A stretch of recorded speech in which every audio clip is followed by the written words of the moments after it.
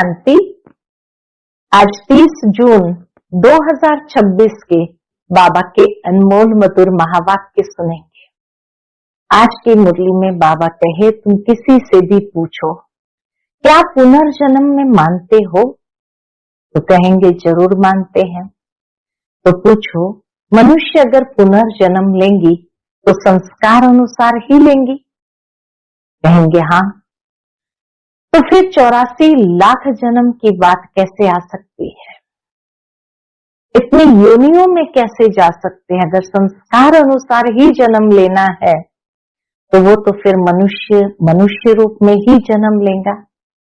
तो 84 लाख योनियां जरूर है, परंतु मनुष्य आत्मा 84 जन्म लेता है। तो वो 84 जन्म कैसे लेता है, वह उन्हें विस्तार से, बाबा कहे, वह तुमको उन्हें विस्तार से फिर समझाना है। कैसे सतयुग में 16 कला संपूर्ण था, फिर धीरे धीरे कला कम होती गई, फिर एकदम 9 कला जब हो जाती है तब परमात्मा को भी आना पड़ता है। तो जैसे आत्मा है वैसे परमात्मा है, परमात्मा निराकार ही है। यहाँ आकर साकार में शरीर धारण कर लोन पर ले समझाते हैं और पूरे 84 जन्म की कहानी समझाते हैं। साथ ही साथ बाबा कहे, अपनी अवस्था को ठीक रखना है तो जितना हो सके सवेरे सवेरे उठ करके अशरीरीपन का अभ्यास करना है, और अभ्यास को बढ़ाते जाएंगे, अवस्था सारा दिन बहुत अच्छी रहेगी। बाबा कहते, जल्दी सो जाओ, जल्दी उठो और उठ करके बाबा की याद में बैठो। तो सुनते हैं आज के बाबा के अनमोल मधुर महावाक्य। ओम शांति। मीठे बच्चे, इस समय तुम बाप के ऊपर बलिहार जाओ तो 21 जन्म के लिए तुम सदा सुखी बन जाएंगे। आज की मुरली से प्रश्न है, ज्ञानी बच्चों को अपनी अवस्था ठीक रखने के लिए कौन सी आदत पक्की डालनी चाहिए? उत्तर, सवेरे सवेरे उठने की। ये आदत हमारे अंदर पक्की होनी चाहिए। सवेरे सवेरे उठकर बाबा की याद में बैठना है, ये बहुत अच्छी धारणा है। जो बच्चे जल्दी सोते और जल्दी उठ जाते, उनकी अवस्था सारा दिन ठीक रहती है। अज्ञानियों की नींद से ज्ञानी बच्चों की नींद आधी होनी चाहिए। 10 बजे सो जाओ, 2 बजे उठकर बैठो। आज की मुरली से पहले गीत बजा है, मुझको सहारा देने वाले तेरा शुक्रिया। ओम शांति। बच्चे सब सन्मुख बैठे हैं तो जानते हैं हम जीव आत्माएं हैं। यहाँ तो जीव आत्माएं होगी ना। जब आत्मा को शरीर नहीं है तो नंगी है, अर्थात उसको अशरीरी कहा जाता है। तुम तो शरीर के साथ बैठे हो। आत्मा व परमात्मा जब तक शरीर में न आए तो बोल न सके। तुम जीव आत्माएं जानती हो, अब बाप के सन्मुख बैठे हैं। को बहू जैसे 5000 वर्ष पहले सन्मुख आए थे, बच्चे जरूर बाप से वर्षा ही लेंगे। जानते हैं हम अपने परम पिता परमात्मा बेहद के बाप के सन्मुख बैठे हैं। क्यों बैठे हैं? बाप से बेहद का वर्षा लेने। जैसे स्कूल में समझते हैं हम, टीचर द्वारा इंजीनियरिंग बैरिस्ट्री सीखते हैं, यह एम ऑब्जेक्ट रहती है। तुम बच्चे समझते हो, परम पिता परमात्मा हमको ब्रह्मा के तन से बैठ राजयोग सिखलाते हैं। भगवान वाच, यह तो बच्चों को समझाया है कि भगवान निराकार को कहा जाता है। जीव आत्माएं पुनर्जन्म जरूर लेती है।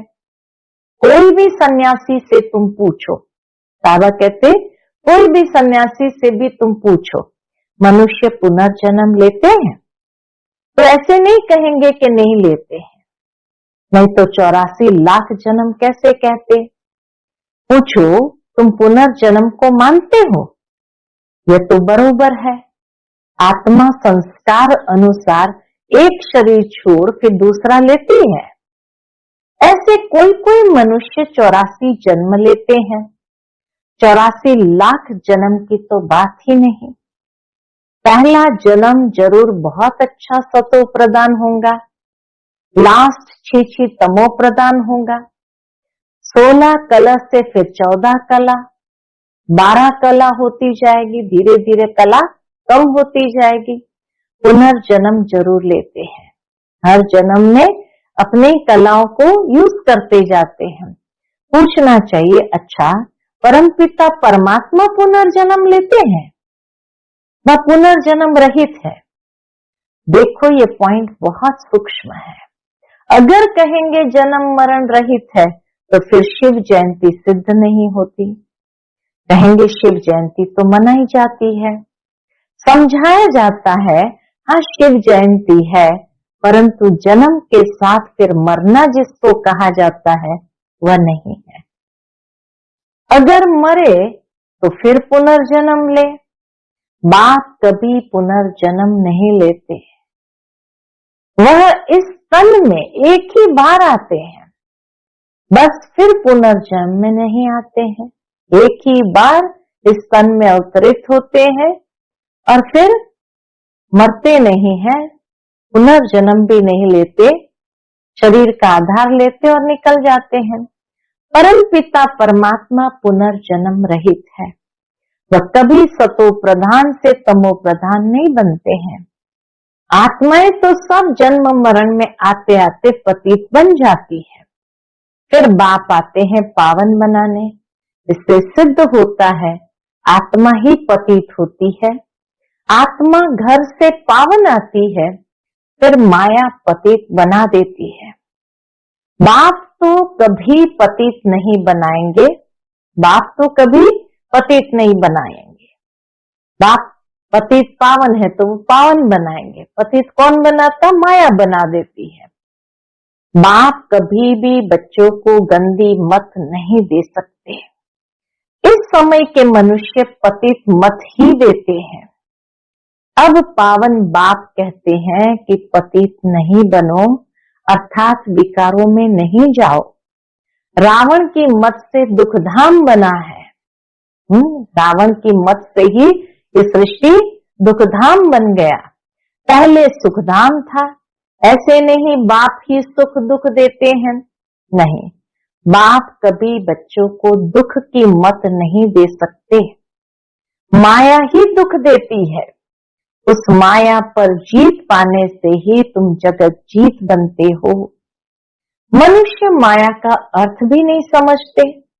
वह धन को माया कह देते हैं। कहते हैं ना, इनको माया का नशा बहुत है, परंतु माया का नशा होता नहीं है। वहां रावण का भूत बनाकर जलाते नहीं। सतयुग में रावण का भूत बनाकर जलाते नहीं है। भूत तो दुश्मन का बनाया जाता है। रावण राज्य शुरू होता है आधा कल्प से। देह अहंकार आने से फिर और विकार भी आ जाते हैं। शास्त्रों में लिखा हुआ है, देवताएं वाम मार्ग में अर्थात विकारों में जाते हैं, माया के वश होने से परवश बन जाते हैं, परमत पर चलते रहते हैं। अभी तुम चलते हो श्रीमत पर। परमत माना माया की मत, श्री अर्थात श्रेष्ठ मत है बाप की, वह है रावण की मत। परमत माया की मत है, रावण की मत परमत। इसलिए बाप ने कहा है, आसुरी संप्रदाय सब रावण की जंजीरों में बंधे हुए दुखी है। मनुष्य ने सतयुग की आयु लाखों वर्ष समझ ली है। तुम तो हिसाब बताते हो, 5000 वर्ष कैसे हैं? क्राइस्ट को 2000 वर्ष हुआ, बुद्ध को 2250 वर्ष हुआ, फिर इस्लामी को 2500 वर्ष हुआ, सबको मिलाकर आधा कल्प हुआ। उनके पहले तो देवताओं का राज्य था, फिर देवताओं को लाखों वर्ष कैसे कह सकते हैं? इतने मनुष्य होते फिर तो मनुष्य बहुत हो जाते। इतने लाखों वर्ष का अगर सतयुग होता तो फिर तो मनुष्य बहुत हो जाते, इतने तो है नहीं। 5000 वर्ष में ही करोड़ों मनुष्य हो जाते हैं। कहते भी है क्राइस्ट के 3000 वर्ष पहले भारत में आदि सनातन देवी देवता धर्म था। 5000 वर्ष पूरे हो जाते हैं, नाटक पूरा तो होता है ना। इन बातों को कोई जानते नहीं। मैं जो हूं जैसा हूं ये चक्र फिरता है, कोई जान नहीं सकता। बाबा कहते मैं जो हूं जैसा हूं ये चक्र फिरता है, कोई जान न सके। बाप ही समझाते हैं, यह है गीता एपिसोड। बाप ने आकर सहज राजयोग सिखाया था। बाबा बुढ़ियों को भी समझाते हैं कि यह बहुत सहज बात है। कौन सी बात सहज है? सिर्फ बाप और वर्षे को याद करना है। बच्चा पैदा हुआ, गोया वारिस पैदा हुआ। तुम समझते हो बाबा के वारिस है। 5000 वर्ष बाद फिर से मिलने आए हैं। ये बड़ी गुप्त बातें हैं। बाबा पूछते हैं, आगे कभी मिले हो? कहते हैं, हाँ बाबा। आत्मा इस मुख द्वारा कहती है, हम 5000 वर्ष पहले आपसे मिले थे। आप इस तन द्वारा शिक्षा देने आए थे। जो पक्के पक्के बच्चे हैं समझते हैं हम बाबा से बेहद का वर्षा लेने बैठे हैं। हम बेहद के बाप के बने हैं ब्रह्मा द्वारा। बाप कहते, मुझे पहचानते हो? मैं तुम्हारा बाप हूं। तुम कहेंगे, हाँ बाबा, हम आत्माओं के आप परमपिता परमात्मा बाप हो। बाप भी कहते हैं, तुमको हमने स्वर्ग में भेजा था, वर्षा दिया था, फिर माया ने छीन लिया, फिर अब मैं देता हूं। माया वर्षा छीनती है, बाप दिलाते हैं। यह अनेक बार खेल हो चुका है, होता रहेगा, अंत नहीं है। ये खेल कंटिन्यू चलता ही रहता है। बाप के बनते हैं, फिर कोई सगे कोई लगे, कोई सौतेले कोई मातेले बनते हैं। कच्चे पक्के तो है ना, बच्चों में कच्चे पक्के तो जरूर है ना। पक्कों को भी कभी माया एकदम जीत लेती है। बच्चे कहते, बाबा हम जब तक जिएंगे आपसे वर्षा लेते रहेंगे। विकर्मों का बोझा सिर पर बहुत है, तो जितना तुम याद में रहेंगे उस योग अग्नि से तुम पाप आत्मा से पुण्य आत्मा बनते जाएंगे। आग चीज को पवित्र करती है, तुम्हारी है योग अग्नि। ये बेहद का यज्ञ है। बेहद के सेठ ने बेहद का यज्ञ रचा है। इतने वर्ष कोई भी यज्ञ चलता नहीं है। 100 साल तक कोई यज्ञ चलता नहीं है। 90 साल हो गए। 7-8 रोज व 1 मास के लिए यज्ञ रचते हैं। तुम्हारा ये यज्ञ तो कितने वर्षों से चल रहा है। बात तो सुनाते रहते हैं, कहते हैं भूल मत जाना। बाबा बच्चों को कहते, बच्चे भूल मत जाना, सिर्फ मुझे याद करो तो तुम्हारे जन्म जन्मांतर के विकर्मों का बोझा कटता जाएगा। भगवान वाच, मुझ अपने बाप को याद करो। भगवान वाच, क्या कहा बाबा ने? मुझ अपने बाप को याद करो। जरूर आया हुआ है तब तो कहते हैं ना। बाप कहते हैं, अब तुमको वापस जाना है। तुम्हारी आत्मा इस समय बहुत पतित है। अब तुम जानते हो योग से हम पावन बनते जाएंगे। तुम्हारी तो प्रतिज्ञा है। क्या प्रतिज्ञा है? कि आप जब आएंगे तो और संग तोड़ तुम संग जोड़ेंगे। बाबा स्मृति दिलाते हैं, भक्ति मार्ग में तुम्हारी तो प्रतिज्ञा है कि आप जब आएंगे तो और संग तोड़ तुम संग जोड़ेंगे, तुम पर वारी जाएंगे। बाबा याद दिलाते हैं, स्त्री पुरुष पर और पुरुष स्त्री पर बलिहार होते हैं। यहाँ है बाप पर बलिहार जाना। शादी में एक दूसरे पर बलिहार जाते हैं ना। अब बाप कहते, तुमको कोई मनुष्य पर बलिहार नहीं जाना है। तुम्हारी प्रतिज्ञा है, आप पर बलिहार जाऊंगी। आप हमारे पर बलिहार जाओ तो 21 जन्म तुमको सदा सुखी बनाऊंगा। बाबा की भी प्रतिज्ञा है, आप हमारे पर बलिहार जाओ तो 21 जन्म तुमको सदा सुखी बनाऊंगा। कितना भारी वर्षा है। बाबा कहते कितना भारी वर्षा है। श्रीमत से तुम श्रेष्ठ बनेंगे, ये भूलो मत। लक्ष्मी नारायण का चित्र भी घर में रख दो। हम बाप से ये वर्षा ले रहे हैं। बाप परमधाम से आए हुए हैं, परंतु माया चिल भी कम नहीं है। माया चिल है, ये चिल भी कम नहीं है। सबकी बात नहीं है, परंतु नंबरवार है। कोई तो एकदम भूल जाते हैं कि हम बाप से वर्षा लेते हैं। यहाँ बैठे हैं तो नशा चढ़ता है। बाबा के सामने बैठे हैं तो नशा चढ़ता है। यहाँ से बाहर निकला और भूला, फिर सुबह को रिफ्रेश होते हैं, फिर सारा दिन भूल जाते हैं। मुरली सुनते हैं, बाबा को याद करते रिफ्रेश होते हैं, फिर सारा दिन बाबा के भूल जाते हैं। 4-5 वर्ष रहकर अच्छी सर्विस करने वाले भी आज देखो नहीं है। क्यों नहीं है?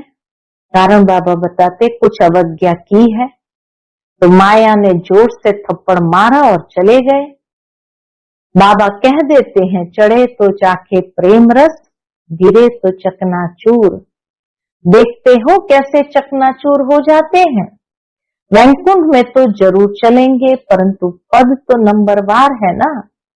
बल वहां सब सुखी रहते हैं, फिर भी मर्तबे तो है ना। स्कूल में मर्तबा पाने के लिए ही तो पुरुषार्थ करते हैं, ऐसे नहीं प्रजा ही सही। ये नहीं कहना चाहिए कि भाई भले प्रजा तो प्रजा सही, जो तकदीर में होगा, नहीं। इसको तमो प्रधान पुरुषार्थ कहा जाता है। जो समझते हैं भाई प्रजा तो प्रजा सही, जो तकदीर में होगा मिल जाएगा, बाबा कहते हैं नहीं, इसको तमो प्रधान पुरुषार्थ कहा जाता है। सतो प्रधान उनको कहेंगे जो बाप से पूरा वर्षा लेने की प्रतिज्ञा करते हैं। ये गुड़ दौड़ है, सभी नंबर 1 तो नहीं जाएंगे। ये ह्यूमन रेस है। तुम चाहते हो हम जल्दी शिव बाबा के गले में पिरो जाए, तो उनको याद करना पड़े। सारा मदार याद पर है। माया विघ्न ऐसा डालती है जो एकदम रेस से निकाल देती है। तुम्हारी ह्यूमन रेस है। आत्मा कहती हम बहुत दुखी हुए हैं, शरीर लेते लेते बहुत तंग हुए हैं, कहते हैं अब जाए बाबा के पास, बस अब जाए बाबा के पास। बाबा ने युक्ति तो बतलाई है। कहते हैं बाबा हम आपकी याद में ही रहेंगे, जितना टाइम निकाल सको उतना अच्छा है। इस शरीर द्वारा पुरुषार्थ करने के लिए जितना टाइम निकाल सको अच्छा है। गवर्नमेंट की सर्विस में भी क्या करते हैं, 8 घंटा देते हो, ऐसे याद में भी 8 घंटे तो रहो। सृष्टि को स्वर्ग बनाना ये कितनी भारी सर्विस है। सिर्फ बाप को याद करो और सुखधाम को याद करो, बस। यह 8 घंटा सर्विस करेंगे तो तुम पूरा वर्षा पाएंगे। ऐसे ऐसे याद करते करते तुम्हारे विकर्म विनाश होंगे। 8 घंटा इस सर्विस में दो, बाकी 16 घंटा तुम फ्री हो। जितना हो सके तुम घड़ी घड़ी याद करो। याद तो कहां भी बैठ कर सकते हो। सबसे अच्छा टाइम तुमको सवेरे मिलेगा। सिंधी में कहावत भी है, सवेरे सोना सवेरे उठना। हाँ, माना जल्दी सोना जल्दी उठना, वही मनुष्य बड़ा गुणवान है। वही मनुष्य बड़ा गुणवान है। ये गायन भी अभी का है। बाप कहते रात को जल्दी सो जाओ और फिर सवेरे सवेरे उठो। अज्ञानी लोग 8 घंटा नींद करते हैं, तुम्हारी नींद आधी होनी चाहिए। हाँ, बाबा कहे अज्ञानी लोग 8 घंटा नींद करते, तुम्हारी नींद आधी होनी चाहिए, यानी 4-5 घंटा नींद बस। तुम कर्म योगी हो ना। रात को 10 बजे सो जाओ, 2 बजे उठो। शिव बाबा को याद करने से तुम्हारी कमाई बहुत है। तुमको हेल्थ वेल्थ दोनों ही मिलेगी। अच्छा 2 बजे नहीं तो 3 बजे उठो, 4 बजे उठो। फर्स्ट क्लास समय वह है, शांति रहती है, सब अशरीरी बन जाते हैं। उस समय सन्नाटा बहुत होता है।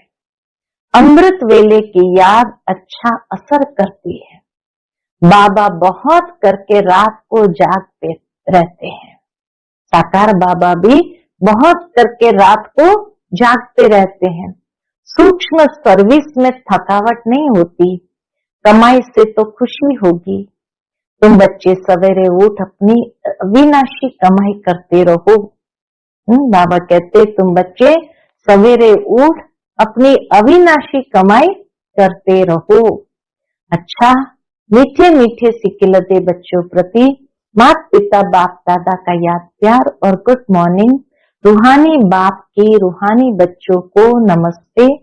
हम सभी रूहानी बच्चों की रूहानी माता पिता बाप दादा को याद प्यार, गुड मॉर्निंग और नमस्ते नमस्ते। शुक्रिया बाबा, शुक्रिया।